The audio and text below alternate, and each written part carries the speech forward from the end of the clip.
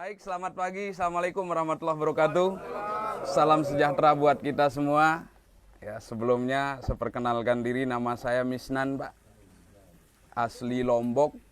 Nah, asli Lombok, cuman sekarang di sini baru, Pak. Baru 10 tahun. Ya, baru 10 tahun. Ya, dari Lombok Barat, Pak, saya. Ya. Ya, itulah Pak, hampir mirip bahasanya dengan Bali. Ya, kebetulan saya kalau berbicara jurusan, saya lulusan UTS, Pak. Ya, Universitas Tengah Sawah. Ya. Iya, gelarnya SAG, Pak. Sarjana Alam Gaib. Karena begitu ngomong organik berkaitan dengan barang gaib, Pak.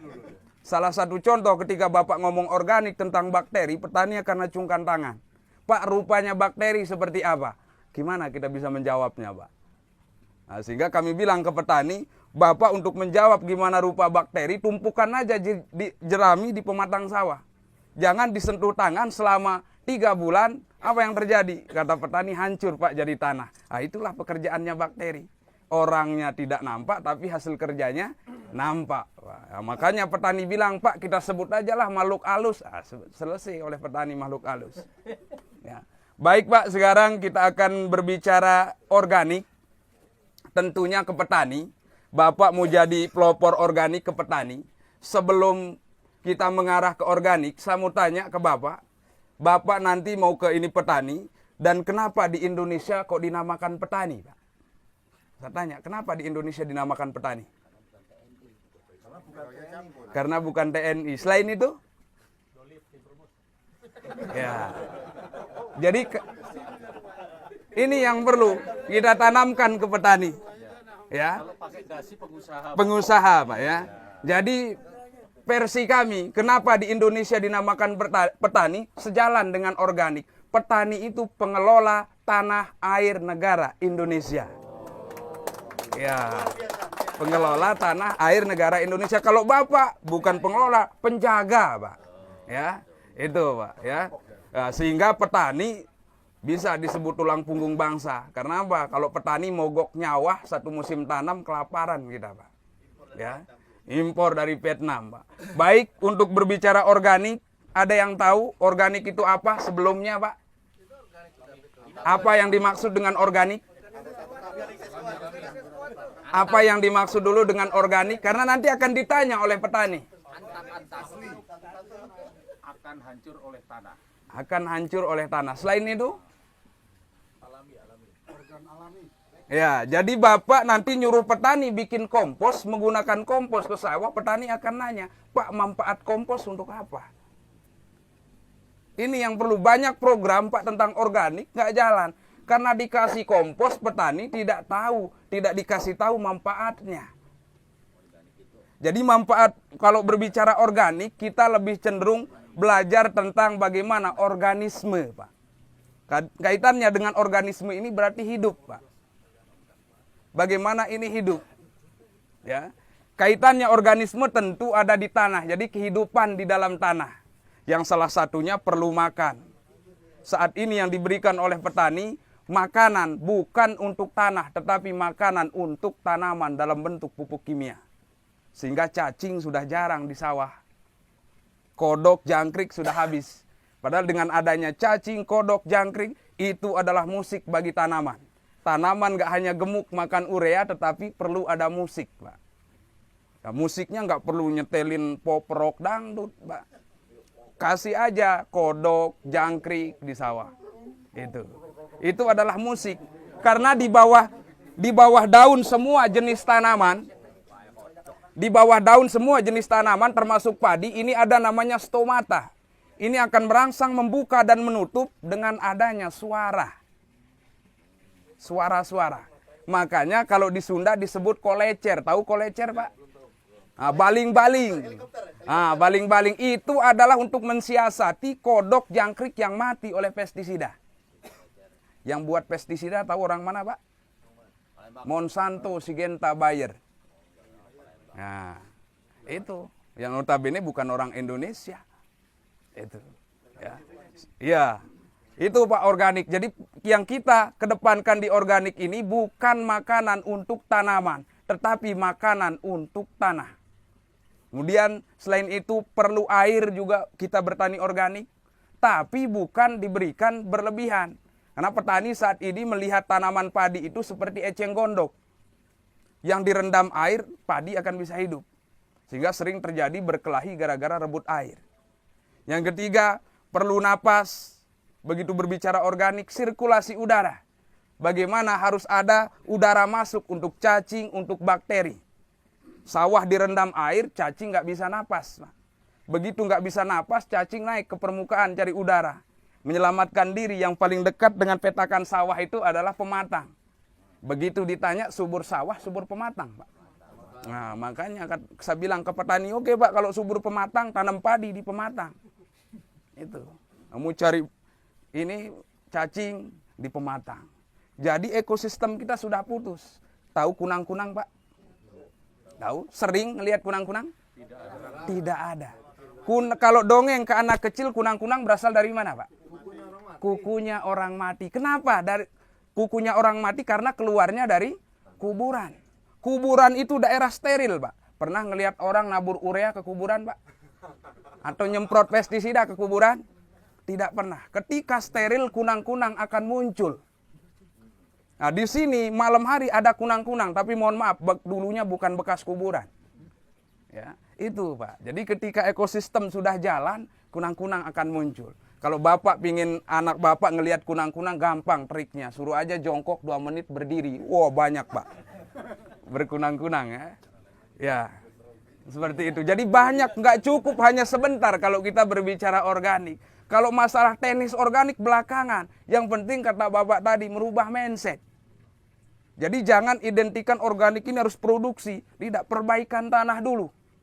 Kalau tanah sudah bagus, kata Kus plus tongkat kayu jadi tanaman, Pak. Jadi tongkat batu, Pak, sekarang. Itu. Ya. Lautannya kolam susu. Iya. Impor garam, Pak. Impor garam, Pak ya. Itu.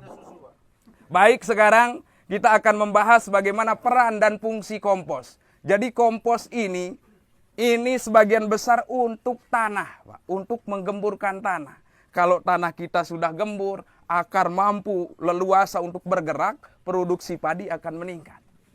Sekarang kita berbicara ketahanan pangan yang notabene-nya harus didukung dengan swasembada. Begitu swasembada berarti yang harus dinaikkan adalah produksi.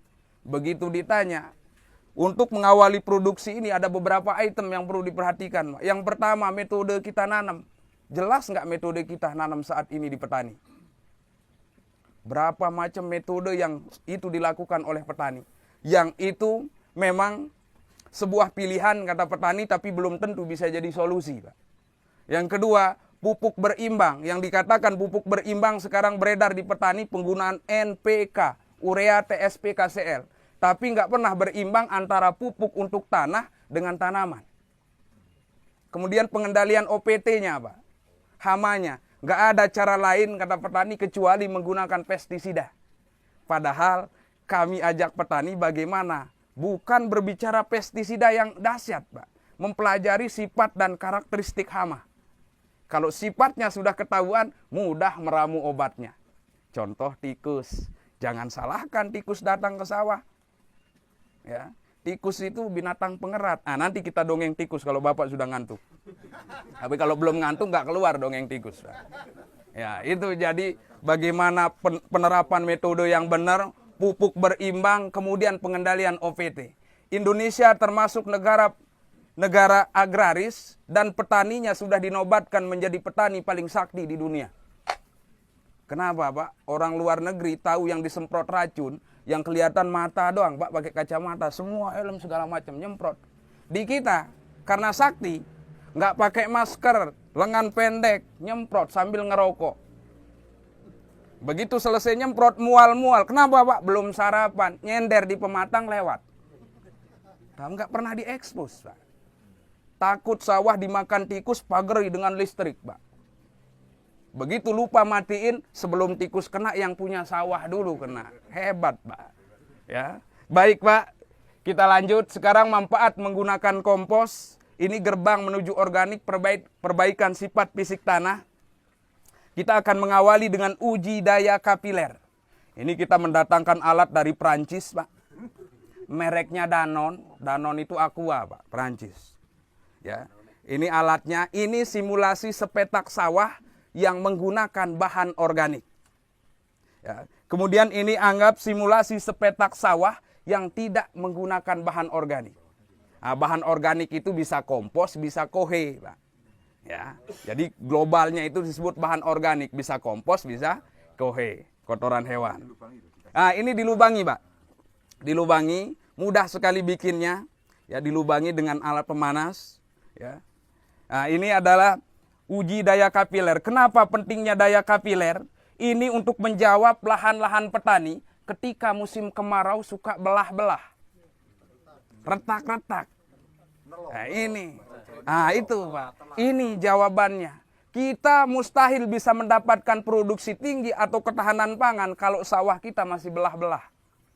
Tetap aja 3 ton, Pak. Sehingga muncul varietas baru keluaran pemerintah. Varietas beras baru. Tahu, Pak? Varietas beras Raskin. Ya. Ya. Nah, nanti ke depannya bukan Raskin, Pak, beras sehat. Nah, apalagi didukung dengan Bapak dari TNI. Wah.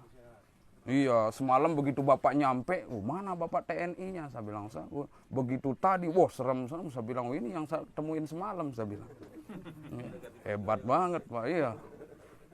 Ya, kemudian ini adalah uji daya kemampuan menyimpan air, Pak. Alatnya sama, kita bolong juga. Ini yang lebih gede. Mudah alat ini, saya bilang ke petani, tinggal naik bus yang jurusan Bogor, Kampung Rambutan, lihat bahwa tempat duduk banyak berserakan, Pak. Ya. Jadi ini ilustrasi sepetak sawah yang tidak menggunakan kompos. Ini sawah, tanah yang sama, kita campur dengan kompos. Jadi petani akan nyata bisa langsung melihat peran dan fungsi kompos. Kalau kita cerita, masuk kanan, keluar kiri. Tidur, Pak izin bentar, kata petani. Mau ke kamar mandi, hilang, nggak balik lagi. Nah, itu, Pak. Ya. Nah, kemudian kenapa perlunya kemampuan menyimpan air? Ini penting sekali untuk mengatasi petani, merubah filosofi petani bahwa padi itu adalah tanaman air. Padahal hanya perlu air. Cuman kalau kita ngomong tanpa bukti ini, udah nggak akan benar, Pak. Ya. Jadi nanti bagaimana sawah kita kering, tetapi petani akan nyenyak tidurnya. Karena sudah percaya kekuatan bahan organik. Jadi bahan organik atau kompos nanti jangan dilihat kandungan NPK-nya. Tidak penting. Yang penting adalah bagaimana kapilernya, bagaimana mampu menyimpan air. Yang terakhir adalah aerasi. Atau sirkulasi udara. Ini tanah sawah saja. Kemudian ini tanah sawah yang dicampur dengan bahan organik, Pak. Sama bolong-bolong juga, Pak. Nah, baik kita lakukan sekarang uji ini. Nah, ini yang dibilang tadi oleh Pak Nendi, 2 semester di universitas. Kalau di universitas disuruh ambil tanah, ambil nampan seperti ini, masukin tanah ke nampan, diremas. Oh, ini kerasa pasir, debu, lihat. Kalau petani nggak efektif, Pak. Begitu disuruh ngeremas, Pak, pasir semua, kata petani. Kenapa? Tangan udah keras, jadi kerasa pasir. Ya, baik, Pak. Sekarang kita akan masukkan air di sini, di mangkok ini. Ada yang mau maju, Pak, sambil mungkin dipoto? Nah, kalau ngomong dipoto, pasti langsung maju, Pak. Pak, tumpahkan ke sini aja, Pak. Ini ke sini, Pak. Ya, ini ke sini, Pak. Nah, tumpahkan ke mangkok. 1, 2, 3, Pak. Hingga tetes terakhir. Jangan ragu-ragu. Nah, tenang, Bapak-bapak akan kebagian. Kalau yang kebagian SRI, Pak. Sabar, ridho, ikhlas. Baik, Pak, terima kasih. Silahkan duduk kembali. Ya, ini tanah biasa, tanah sawah yang puluhan tahun dan tiap waktu menggunakan pupuk kimia, NPK, dan pestisida sintetis. Kemudian tanah yang sama kita akan kasih dengan bahan organik. Karena nanti di petani akan muncul pertanyaan, Pak, perlu berapa musim untuk langsung bisa organik? Ini jawabannya, Pak. Ya. Jadi nanti bagaimana pergerakan air resapan air dari bawah ke atas, Pak. Nah, seperti ini, Pak. Dengan adanya bolongan kan kelihatan, Pak. Kalau nggak dibolongin dijamin sampai bulan depan nggak akan naik airnya, Pak. Ya. Wah, itu, Pak. Ya. Sampai monyet pakai batu ali juga katanya, Pak, kan tadi, ya. Baik, Pak. Ya, jadi ini simulasi sepetak sawah yang tidak menggunakan kompos, ini yang menggunakan kompos. Nah, ini air ini kalau kita musim hujan seperti saat ini, kita buat lubang di tengah sawah akan ketemu air bawah tanah. Ini ilustrasi air bawah tanah, Pak. Tapi begitu musim kemarau, kita buat lubang di tengah sawah sampai sedalam 1 meter, nggak ada air. Begitu nggak ada air, indikator di atas belah-belah. Yang jadi pertanyaan bagi petani, kemana perginya air itu sehingga sawah kita belah-belah. Nah, sekarang pertanyaannya kemana pergi airnya, Pak? Apakah ke bawah, ke pinggir, atau ke atas? Kalau melihat seperti ini berarti naik ke atas atau menguap. Ya. Berarti kalau menguap naik airnya sampai di sini basah, kemudian akan ke atas. Itu sama dengan membuang air. Yang diinginkan oleh petani, airnya yang disimpan di bawah tidak basah sampai permukaan. Kira-kira kalau air naik dari bawah ke atas, ini lewat apa, Pak? Pori-pori tanah. Yang jadi pertanyaan saya, banyak pori atau sedikit pori yang membuat air dari bawah cepat naik, Pak? Ya? Banyak pori. Berarti kalau banyak pori, air dari bawah ke atas cepat naik. Kalau banyak pori, tanah kita padat atau gembur, Pak? Gembur. Berarti dengan banyak pori, tanah kita gembur, air akan cepat naik ke atas. Berarti kalau cepat naik ke atas, cepat juga sampai permukaan. Membuang air. Jadi kalau gitu, kalau sedikit pori, padat atau gembur, Pak? Padat. Baik, kita lihat ilustrasi sedikit, Pak. Anggap ini adalah sumur. Ya, sumur kalau kita naikkan airnya ditimba pegel, Pak. Sekarang keluar mesin air. Mesin juga harus dengan bantuan pipa, Pak, paralon. Paralon, anggap spidol ini adalah paralon bawah. Sini mesinnya.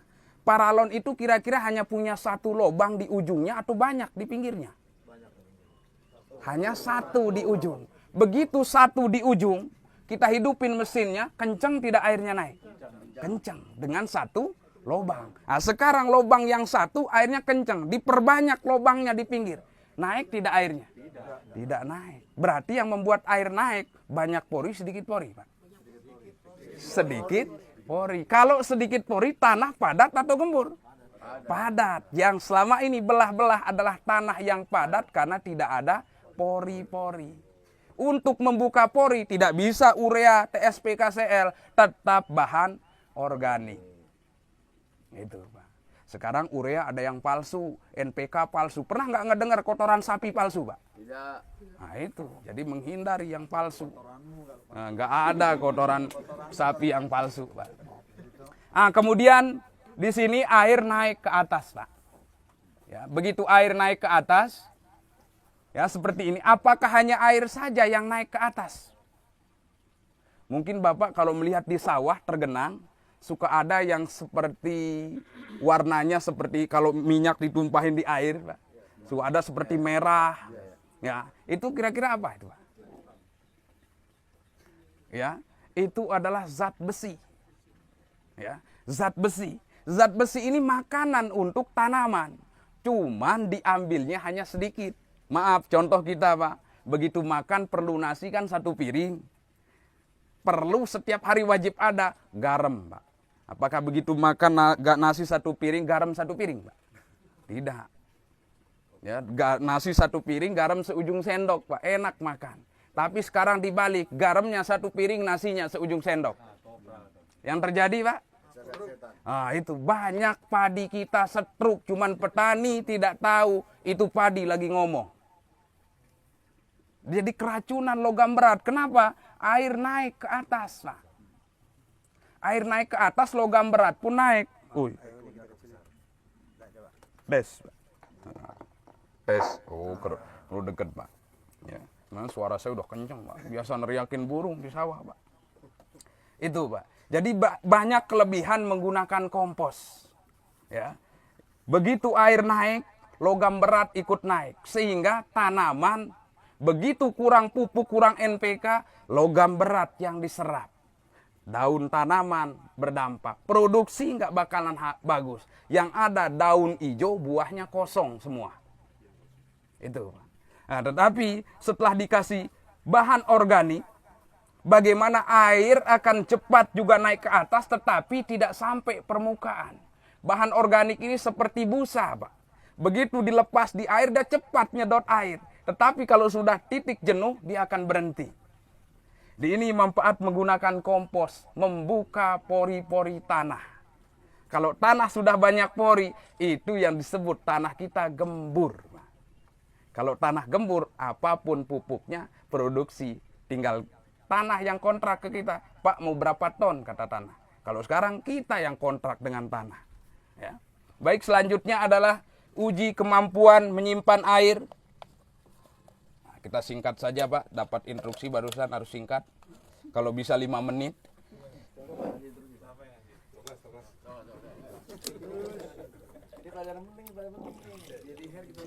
Ya.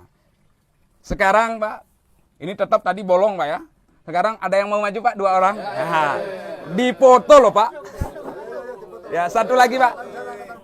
Ini sambil dipegang, Pak, takut tumpah. Ya. Ya. Yang diganggu tadi malam, yang diganggu. Nah, boleh, Pak. Ya. Baik, Pak, langsung, Pak. 1, 2, 3. Ya, lomba siapa menang. Nah, nanti bisa dilihat, Pak, pergerakan air mana yang paling duluan menetes. Yang netes duluan sini. Baik, silakan duduk kembali, Pak. Terima kasih.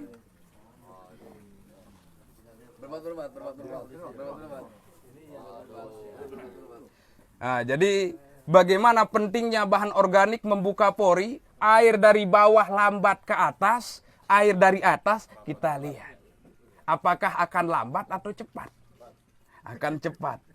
Ya, ini dengan gravitasi. Kita lihat mana yang paling duluan untuk menetes.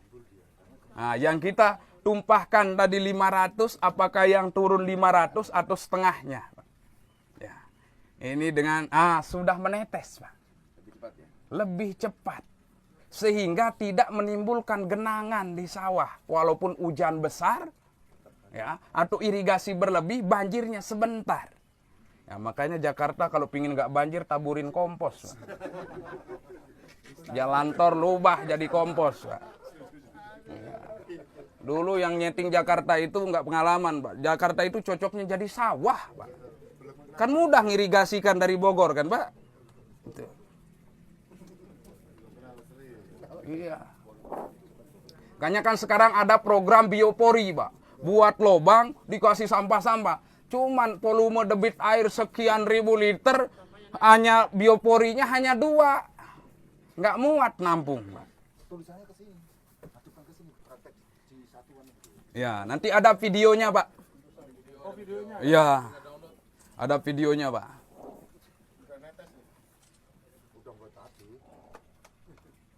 Ya, ini menandakan bahwa dengan bahan organik terbukanya pori-pori tanah. Ya, terbukanya pori-pori tanah untuk akar tanaman leluasa. Ya, kemudian bahan organik ini juga bukan hanya untuk tanah, untuk makanan cacing dan mikroorganisme atau bakteri. Cacing ini, Pak, makhluk paling mulia. 24 jam kerja nggak pernah minta honor. Ya, jangan dibunuh, Pak. Kalau banyak sawah banyak cacing di sawah, Pak, itu kita tidak perlu khawatir naburkan pupuk SP36 yang ada di toko, karena kotoran cacing itu mengandung SP36 alami. Itu udah lengkap disiapkan oleh alam, Pak. Iya, jadi seperti itu, Pak. Nah, ini beda dengan ini, sawah ini yang tergenang seperti ini, Pak. Petani kita nyenyak tidurnya kalau melihat sawahnya terendam air. Ya, begitu petani ngelihat seperti ini, wah, nyenyak tidurnya. Dan ini nggak akan berkelahi gara-gara rebut air petani kita, nyenyak tidur. Sekarang kan sensitif masalah air, Pak. Begitu sawah petani kering, jam 2 malam keluar bawa golok. Begitu air nggak dapat, saling bacok di sawah, Pak. Karena menganggap padi itu eceng gondok yang hanya bisa hidup kalau direndam air. Padahal hanya perlu air. Seperti itu.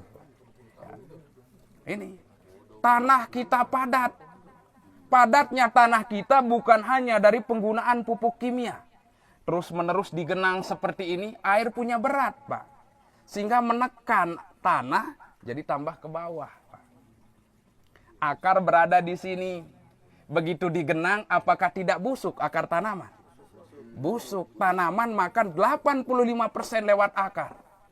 Ketika akar busuk, nggak bakalan benar produksinya. Ya, seperti itu. Kemudian petani tabur urea, Pak. Wah, nggak usah pakai ini, Pak ya. Nah, kita matiin aja, Pak. Kemudian jelas kan, Pak, suara saya kenceng? Ya. Nah, petani sekarang tabur urea, Pak. Urea itu harus sepaket dengan air. Karena kalau tabur urea nggak ada air, percuma. Sehingga petani menggenang sawah tabur urea. Nah, kondisi musim habis ditabur urea, air yang campur urea menggenang. Lambat turun ke daerah akar. Ada panas, menguap. Jadi gas metan, Indonesia dapat juara ketiga. Penyumbang emisi gas rumah kaca. Hasil akhir daripada urea, CONH2 2 kali itu CH4, Pak. Menguap. Dari Sabang sampai Merauke, petani tabur urea, menguap metannya. Belum lagi dari pesta bakar jerami sehabis panen. Melebihi kebakaran hutan gambut, Pak. Jerami sekarang petani panen padi 5 ton. Jeraminya 2 kali lipat, Pak. 10 ton. 10 ton dibakar sama 5 ton dibawa pulang. Diganti, disuruh ganti dengan 300 kg urea. Sebanding tidak, Pak? Tidak sebanding 15 ton dengan 300 kilo. Tapi kalau 10 ton jerami dibikin kompos, dapat 7 ton kompos. Tidak perlu beli. Hanya dari jerami saja. Nggak perlu cari yang lain, cukup dari jerami saja. Nggak perlu harus ada kotoran ternak. Buat kompos kalau ada boleh, kalau nggak ada, nggak usah. Pak, yang paling bagus kotoran kelelawar, kata petani, kalau ada. Yang paling bagus, Pak, kotoran kambing, kalau ada. Saya bilang yang paling bagus adalah kotoran onta, saya bilang, Pak. Nah, jauh di Arab, Pak. Apa bedanya jauh di Arab dengan nggak punya? Ya. Nah ini, Pak. Kemudian begitu petani mupuk, air menggenang seperti ini, urea larut dengan air, kondisi bukan panas, hujan datang. Hanyut terbawa air. Sehingga yang terjadi hari ini mupuk, 2 hari kemudian hijau daunnya bagus, 2 minggu kuning. Begitu kuning, antem lagi dengan urea. Itu, Pak. Nah, kemudian ini yang cara organik, bagaimana bertani itu nanti kering seperti ini. Penggunaan air intermittent. Kita lihat, begitu kering seperti ini, begitu diremas banyak air. Ini yang diperlukan oleh padi, semua jenis tanaman diperlukan juga oleh cacing dan mikroorganisme. Kalau sudah tanah kita seperti ini, tinggal tanah yang akan kontrak, Pak, mau berapa ton. Kami udah biasa, petani nelpon, Pak, terima kasih. Alhamdulillah sekarang dapat panen real 13,5. Oh biasa, Pak, saya bilang. Loh, yang luar biasa berapa, Pak? 3 ton. Itu di luar dari kebiasaan kita, Pak. Ya, kalau 3 ton luar dari biasa, Pak. Ya. Ya, kita nggak usah muluk-muluk, Pak, 8 ton saja. Kalau untuk mencapai swasembada lebih, Pak. Nah, tadi yang kita tumpahkan 500, yang turun sekian, Pak. Tadi penuh ini, Pak, yang ditumpahkan, yang turun sekian. Sisanya disimpan di dalam tanah. Warna air yang kita tumpahkan bening, sekarang berubah jadi coklat. Ini ada kandungan nutrisi untuk tanaman, Pak. Nah, nutrisinya untuk tanaman sedikit dikompos, betul, tapi pengaruhnya yang besar. Itu, Pak. Ya. Ini nanti bercerita tentang organik, manfaatnya ini untuk kesuburan tanah. Kalau untuk tanaman baru ke pupuk cair, Pak, nanti. Ya. Nah, kemudian selanjutnya ini adalah aerasi, Pak, sirkulasi udara.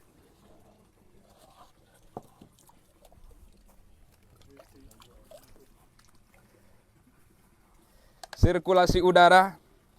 Ini kita harus kasih tiup dengan balon, Pak, indikator. Ini juga sama bolong-bolong, kita kasih tekanan dengan balon. Nanti indikatornya keluar gelembung, Pak. Ya.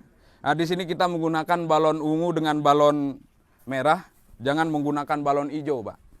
Karena udah diperingatin meletus balon hijau, Pak.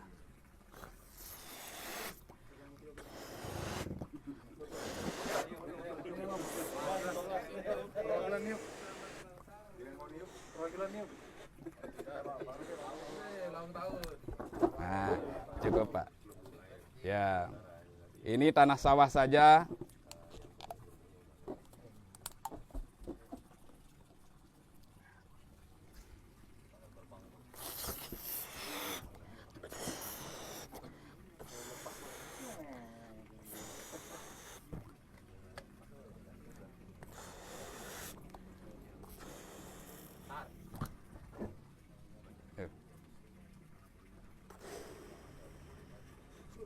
Ya, cukup, Pak. Nah, kita lihat ini tidak ada gelembung. Ya, kita lihat yang menggunakan kompos, Pak. Ya, kita lihat yang menggunakan kompos. Langsung mengeluarkan gelembung. Iya. Jadi ini yang dengan oksigennya, sirkulasi udaranya lancar di dalam tanah, cacing akan bertambah banyak. Bakteri akan hidup. Jadi banyak cacing, banyak makanan. Ya. Seperti itu, Pak. Ini yang disebut tanah kita lagi sakit, tidak ada gelembung, Pak. Lagi asma. Kalau seperti ini kita berbicara ketahanan pangan, nggak akan mungkin bisa dicapai, Pak. Ya. Ini, Pak. Kalau ini tanah seperti ini kita ngomong, kita harus waspada sampai kapanpun. Nah, sampai monyet udah lebaran 3 kali nggak akan kecapai, Pak. Ya. Tapi kalau seperti ini tanah kita, ya, pupuk apapun walaupun buatan kita sendiri akan bagus, Pak. Mari kita menyehatkan tanah. Luar biasa. Tapi ingat, Pak, kita berorganik siap-siap disebut orang gila. Berorganik siap-siap disebut orang gila. Kenapa? Kami sudah pengalaman disebut orang gila. Orang nanam banyak, kita nanam satu. Oh, orang gila, Pak. Saat banyak aja habis sama keong, apalagi satu. Gila Bapak ini, orang mupuk pakai pupuk buatan toko, ini cari buah-buahan yang huruf terakhirnya K untuk bikin pupuk. Apa, Pak, yang huruf terakhirnya K? Pisang busuk, pepaya busuk. Disebut gila, Pak. Dari Sabang sampai Merauke saya pergi disebut gila. Akhirnya saya punya nyanyian. Kita orang gila kita. Kalau tidak gila bukan orang kita. Akhirnya nyamperin satu, ikut nyanyi orang gila tadi. 2, datang 2, ikut nyanyi gila tadi. Sampai alhamdulillah dari Kemenhan ya, Pak, datang juga. Karena iya, ya itu, Pak. Karena gila ini gerakan inisiatif lestarikan alam, Pak. Bukan gila yang tidak pakai baju, Pak, ya. Nah, ini bukti nyata, Pak. Ya, kalau tanah kita sudah sehat, gembur, subur, pupuk apapun, produksi mau berapa, hayu. Itu, Pak. Ya, tanaman yang minta kontrak bukan kita.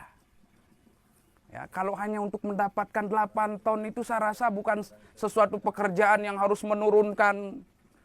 Kalau orang bilang kapeleri tank baja, ini kalau untuk mendapatkan 8 ton, kita fokus saja di anakan padi, nanam 1 jadi 40, 8 ton di tangan. 1 hektar 8 ton, boleh, Pak? Setelah tanah menjadi organik, kan meningkat. Apalagi kalau dengan ditambah pupuk lagi. Boleh nggak? Itu, Pak. Ditambah pupuk urea, Pak. Itu yang disebut dengan semi organik. Ini boleh. Seperti yang di Deptan menyebutnya segan, SRI semi organik, itu pilihan, Pak.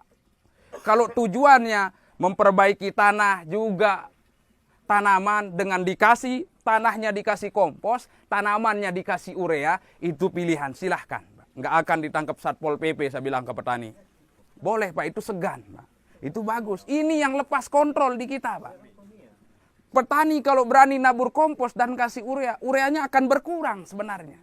Produksinya akan naik, cuman harganya, harga berasnya tidak seperti harga beras organik, Pak.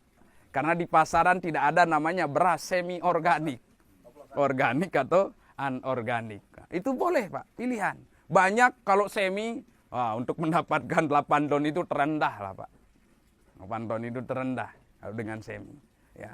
Kita dengan organik full saja, kita sudah menguasai ininya, di lapangannya. Sehingga ini yang penting, Pak. Kasih kompos. Tadi ada yang nanya, Pak, gimana kalau lahan gambut? Nah, saya dengar, lahan gambut itu adalah lahan yang kelebihan kompos, Pak. Lahan yang kelebihan kompos, ibarat Bapak isi kompos di karung, tanam padi, nggak akan tumbuh. Karena nggak ada media tanahnya. Kemudian lahan gambut itu adalah lahan yang ratusan tahun direndam air, busuk. Begitu busuk, di dalamnya yang bekerja adalah bakteri anaerob disebutnya. Asam.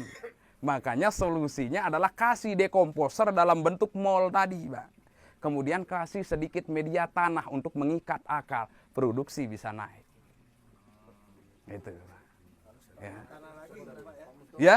Harus pakai tanah. Tanah. Nah. Kalau tanahnya di sekitar situ gambut juga gimana, Pak? Nah, ini, Pak. Jadi nanti beli kita ini kalau enggak pakai tanah, kita akali dengan parit, Pak. Kan biasa yang atas sudah seperti tanah, Pak. Kita keringkan, Pak. Kita genjot dengan pupuk cair atau mol.